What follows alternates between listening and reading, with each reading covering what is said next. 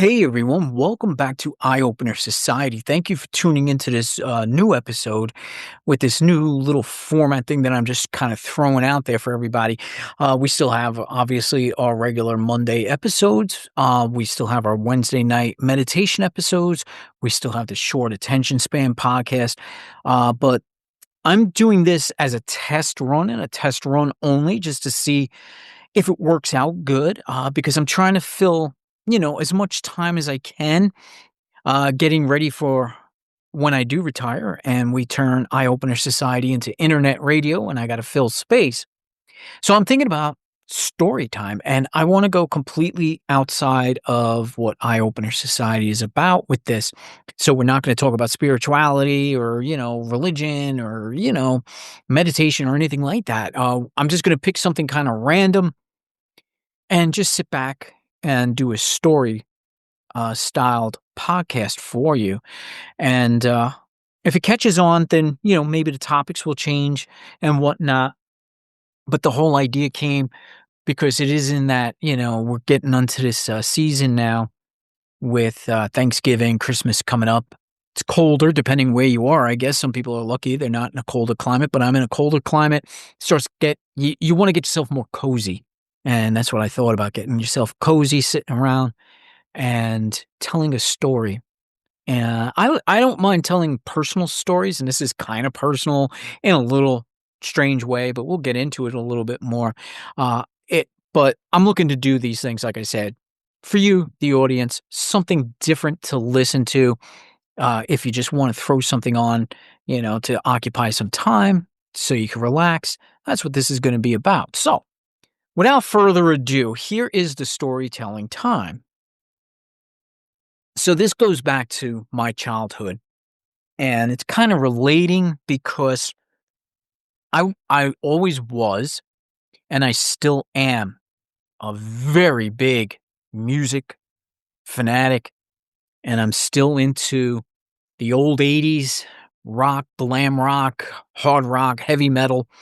Always have been, and even more so now. And now I've just gone more hardcore and I listen to some very hardcore music, but I also change it up because if you are in the age range that I am, when you're growing up in the 80s, you didn't really need a playlist that made any sense. You could be into the hardcore heavy metal stuff, but you could still have country music in there and no one really judged you. I think the gatekeeping was down very much back in the 80s. Unlike now, gatekeeping is prevalent everywhere. I know did a podcast on it as far as spirituality, spiritual gatekeepers. But now, especially now with the advent of social media and all, the amount of gatekeeping in music is completely sickening. I think I stopped listening to a lot of newer music and I just stick to the older stuff. There's still some new stuff that I do like and I really get into, but yeah, because of the gatekeeping and you're not a true heavy metal fan if you're listening to jazz, that's such nonsense because I do. I listen to jazz. I listen to meditation, just music. I get into all of that stuff. But yeah, if I was to say, if I was going to be stuck on some island somewhere, no, I want rock. I want anything hardcore, something that gets your blood boiling and moving. That's the kind of stuff that I like, and that's the kind of stuff I'm talking about. But back in the 80s, it was actually quite tame compared to what's going on today with music. And I'm talking about lyrics and all that. And as we all know here on this show, there is zero censorship. I don't care, about foul language. I think there's nothing wrong with it. It's just the way we speak. And with music, it's now art. And I don't care. There are some songs and definitely certain types of music and certain genres that really do use profanity where it's just prevalent. And the thing is, there's an on-off button. There's a skip feature, on any kind of player. Hit the off button. If you don't like it, you could just turn it off. And that's what I do. If I don't like a song, if I don't like a band, skip, next one. or I just, you can mute it, you can fast forward it, whatever it is you have to do. And that's why I am so stuck and hung up on our freedom of speech because it's artistic. The way we create things, our very words are art, their expression. And when musicians use it, it's even more so, it's even more powerful. So we really do lose a lot when we start censoring stuff. And I've noticed now, especially on YouTube and all, if you mention the word drugs, death, kill, or anything like that, even in a context, it's being censored out. And that is so weird to me, because we're using these keywords, but it's still speech. And in context, if you're listening to it, it's not, I don't know. I don't want to go into a whole tangent because I really want to get to the story, but so let's set it up. All right. I do have some notes just to keep this here story going. And of course, my old brain don't remember too much, but this goes back to 1985. I was 15. That was a little revealing right there. But yeah, I was 15 years old. Now, 14, 15 years old, middle school. Oh man, heavy metal was the thing. I mean, we had Judas Priest, Iron Maiden, Ozzy Osbourne, Twisted Sister. And speaking of Twisted Sister had an album out. The one that went mainstream. And they had a couple of albums out prior to that were actually really good. But the mainstream one that made them famous, the Stay Hungry album. And it was a lot of anthem rock. And when I listen to that album now, oh, it's nothing. There's really nothing on there, lyric-wise, that would make you go, clutching your pearls. There was one song on that album, SMF. Sick Motherfucker might be what it was, but, in their wisdom, they said it's serious music fanatic. So you could use, any analogy you want with that. But that was probably the strongest thing on there, and what is even in the words? There was no word saying "sick motherfucker." It was just SMF. That was it. So really, the album cover was really crazy. It was Twisted Sister. I mean, Twisted Sister in their whole transvestite type of getup, and he was sitting, in this kind of, concrete studio, gnawing on this huge animal bone and over the top stuff, like most imagery on album covers are. And of course, me as a 15, old kid made me want to go out and buy that because of that. I was like, wow, this is something I want to listen to. And yeah, so I had that album, and there was a lot of other albums out that were going through a lot of nonsense because this was 1985. We had some, I don't know, there was the whole satanic panic and all that other nonsense.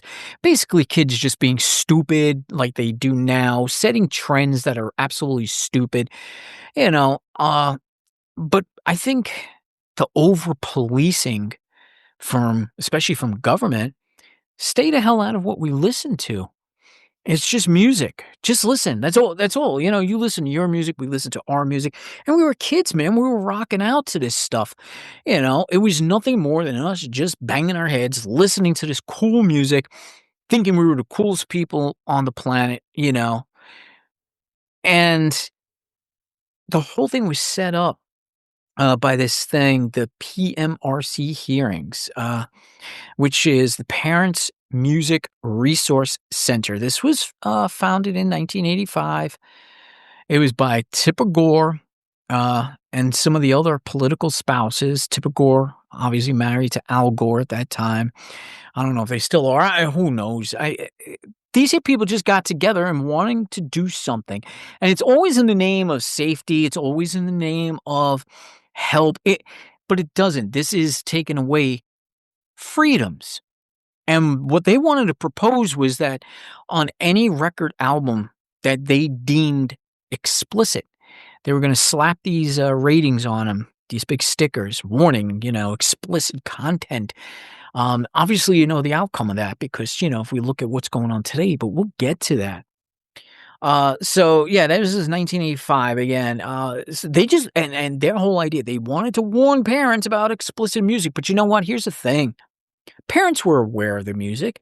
I mean, Christ, I was blasting it 24 hours in my apartment, you know? Everybody heard it. Everybody knew what the lyrics were. Everybody knew what type of music it was. So that's why it was so frustrating to have these people, just because they're, politically connected and all that, they, uh, they wanted to warn parents. And honestly, if parents are being parents, they don't need to be warned. They already know what's going on. So Dee Snider, right? He's the lead vocalist of Twisted Sister, still active today. Love him, hate him, whatever. I know he's a little bit outspoken, but the man is brilliant. Uh, you know, he really knows how to conduct himself business wise. And irregardless, Twisted Sister has always been that one band that they never used drugs and never used alcohol or anything like that. They were just people hardcore into the music that they had, trying to get it out there to the masses, and it took so long, and it got that one album out there. So that's Dee Snider. He came in here and, he wanted to come into this hearing because alright, so the hearing starts, right? It's a whole hearing on these here ratings and warning parents and Tipper Gore and all these people wanted to talk out against this devil music, whatever they wanted to call it. But in walks Dee Snider into this whole setup.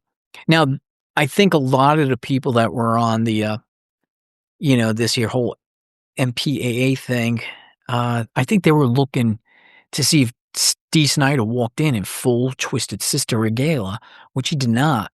He actually he showed up, with the cut off denim jacket and all. He still fit the part. But what they were unprepared for was how eloquently he spoke and how eloquently speaking Dee Snider actually is. Because he is a businessman. And listen, music is business. And this was his business. So he really knew how to convey his message without being Dee Snider. And Dee Snider, if you ever gone to any of his concerts, yeah, it's a lot of profanity laced when he's up there, hey, fucking rock on and all. And that's fine. Well, most every musician, in that genre at that time was doing the same thing. But, not only they want to slap this, sticker on the albums from the that these artists create, but they, wanted to fine or charge people, like criminally charge artists for getting up there and cursing in public. Well, listen, I'm paid money for my tickets. And if this is what I want to hear, this is what I want to hear. So the whole thing during that whole time, the 80s, the mid 80s especially, there was just so much panic and so much nonsense set forth by this ridiculous Tipper Gore character. She was completely, like I said, maybe she was trying to do well, but again, I think most of the time when politicians or family or spouses of politicians try to help, they really fuck shit up. And that's what I think. Um, so Dee Snider, his whole thing, he thought that the government, or at least he feels the government has no business controlling art, which is what it is. Music is art. People create music, they create this art, and then they put it out there for people, and the government should not be involved. Honestly, I feel the exact same way.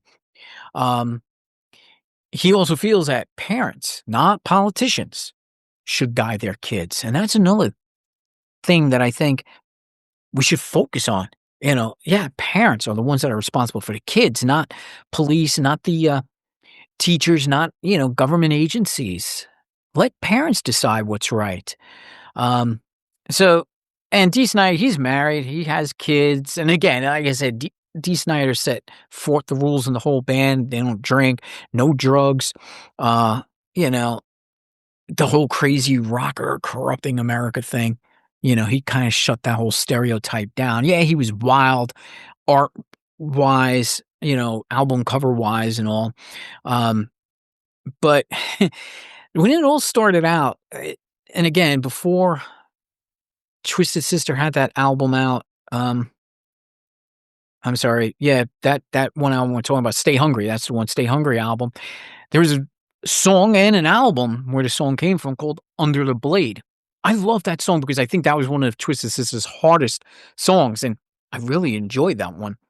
But the whole PMRC claimed that song was about sadomasochism, bondage, and rape, and it really threw Dee Snider for a loop on that one. So he calmly said in the whole hearing, he was like, "It's about my bandmate's throat surgery. The only the sadomasochism and bondage is in the mind of the person who read it that way. That would be Tipper Gore." So that line completely destroyed their argument because Tipper Gore saying that this is about rape and, machismo and, you know, and Dee Snider's like, well, if you're interpreting it that way, I think your mind is sicker than what you think my mind is. It was a great, great moment when, he said that to shut down Tipper Gore because, again, we don't, everybody just they read a lyric, and this is a song title, just a title, "Under the Blade." Um, and that song, again, it was written, based upon some surgery. One of the band members had it go on their throat. So, "Under the Blade." It's a surgery, and he just wrote a song. And lyrically wise, you just get creative, and you created a song out of that. So that was one of the best parts of that whole thing, and just the way he spoke. And not only was Dee Snider involved in this, but we had Frank Zappa too. Uh, you know, Frank Zappa as well. He's a real out there artist as well. Another one thinks and he knows how to speak, even though most of his speak you might have to read between lines and all, but he's really good. He went fully philosophical, and he talked about the dangers of censorship, government overreach. He called the PMRC's plan ill-conceived and dangerous. And he also mentioned that intellectual weight to the musician side, this way supporting the musicians, calling out to not have these labels thrown on their creations, their art.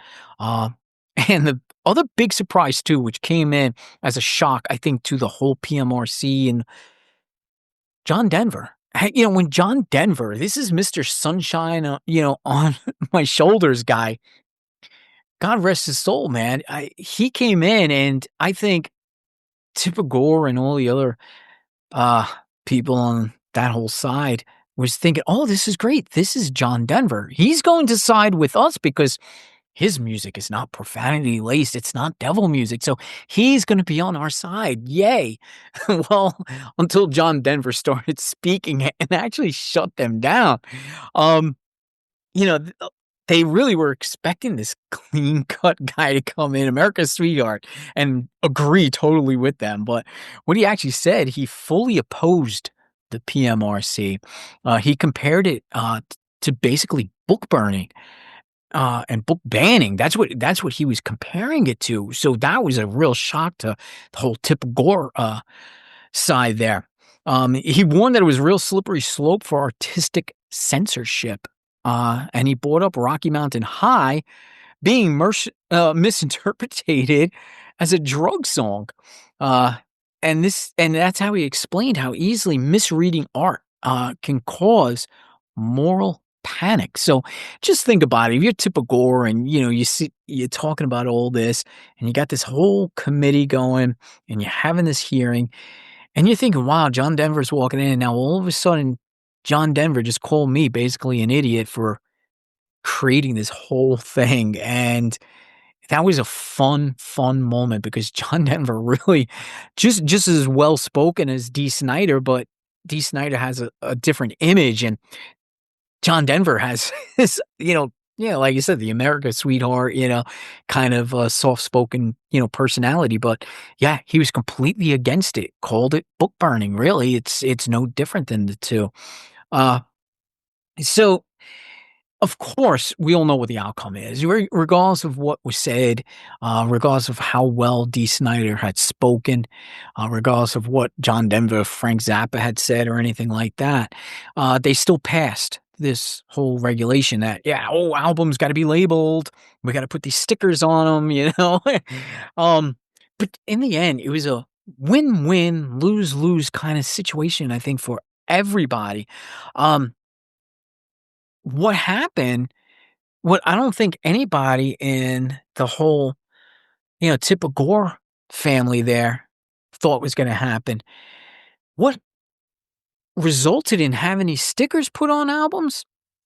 Well, kids like me went out and they only purchased albums that had these stickers. So this was like your calling card, like, oh man, all of a sudden artists are realizing, well, if I got a sticker on here, more people are buying them. So they made sure they put something explicit in there somewhere and get a sticker, and boom, those albums sold a lot more. So yeah, it's just one of those things now. Like, if a child, or well, a teenager wants to go see something, a movie, at least back then the ratings were way different. It was just, G, PG, R, and X, and then your double X, triple X, whatever the case may be. They changed all those ratings too to make them more ridiculous. But yeah, if you saw R rating on a movie, more kids wanted to see it just because they figured it'll be more explicit and with maybe more action or cool stuff basically. Just like these labels on these albums, once they got it passed, musicians did not really lose the argument. They had their argument. But again, these here were badges of honor now, and people were buying these albums more than they would buy one that didn't have one of these stickers on there. So basically, this here story that I'm telling is basically from my time back in the 80s, man. 80s music was so much more different. Music today, like I said, probably really should have stickers on them because it's really, I think, crossed the line, but I still don't believe in it. Again, you buy what you want to hear. You listen to what you want to listen to. And we shouldn't get all up in arms. We should just watch our kids and see how it affects them. Some people, some kids, it actually affects them for some reason. Because I remember Judas Priest was on trial. Rob Halford, the lead singer of Judas Priest, had to go in for a meeting because suicides that were done off of one of their albums. And right away, oh, so the musician, it had nothing to do with suicide at all. But the musicians were taken to court over this. And, people just interpret things differently. We can't look at a sculpture and say, oh, it affects me this way. And then somebody could say, oh, it affects me this way. And if it's affecting me badly, there's no reason we should go after the artist that sculpted that. And this is how I feel about the Second Amendment as well. Without that Second Amendment, we won't have free speech. That's basically what it boils down to. I'm not going into a whole political argument here, but we cannot sue gun makers just because somebody went out and did the unthinkable with a gun. It doesn't work that way. We need to go after the person with the sick mind. That's what needs to be done. But that's what this basically matters. What a story like this, it shapes the way things change. How social media moderation, book bans, who decides what's dangerous, what is art, but it's all about free expression, intention, not letting fear dictate creativity, mindfulness around how we consume media. So anyway, this day and age, I mean, Dee Snider's still around. He talks a lot. Like I say, he's very outspoken. Love him, hate him, whatever. He sometimes says things that really shouldn't matter. But, I think he feels that the music world didn't back him up as much during that time. He was probably the only one out there doing it other than, Frank Zappa, Mr. John Denver. But yeah, he felt he didn't get enough, support from the music industry. But again, I think most of the music industry knew that if these labels were passed, that they're going to be badges of honor. So there was no reason to, fight. But again, it's good to stand up and fight because Again, we shouldn't have people dictating to us what art is, and we really shouldn't. Um, so that's my story. Like I said, something completely off topic, just something that I always remember. When I sit back sometimes and listen to music, and if one of Twisted Sister songs come on, I'm taken back to that moment in time. It's just one of those things I remember as 15 years old going on in the news because there's a lot of things going on in the 80s, but that stood out to me, and that's why I just wanted to share the story. Again, I'm going to try this out. This was just a test run anyway. And I'm going to see if I find some more storytelling things, probably more personal. I think that would be nice. I'm going to try and push Lizzie into doing some storytelling. I know she's got tons of stories too. Maybe we'll do some stories together. But like I said, I thank you for tuning in anyway. If it's not your cup of tea, not a problem. Like I said, I'm going to be trying this out anyway and see how long I go on with it. But thank you again for joining us. Don't forget, join us for our regular Monday episodes. So every Monday, Eye Opener Society, right here on eyeopenersociety.podbean.com or wherever you listen to your podcasts on. Also, if you want the video versions of these, you can find us on YouTube, BitChute, and Rumble. And I chose BitChute and Rumble simply because they believe in free speech, which leads back to the story I just told. Free speech means a lot. I could talk about topics where other platforms will literally ban me on. So again, tune in whenever you like. And I thank you again for tuning in today. Take care.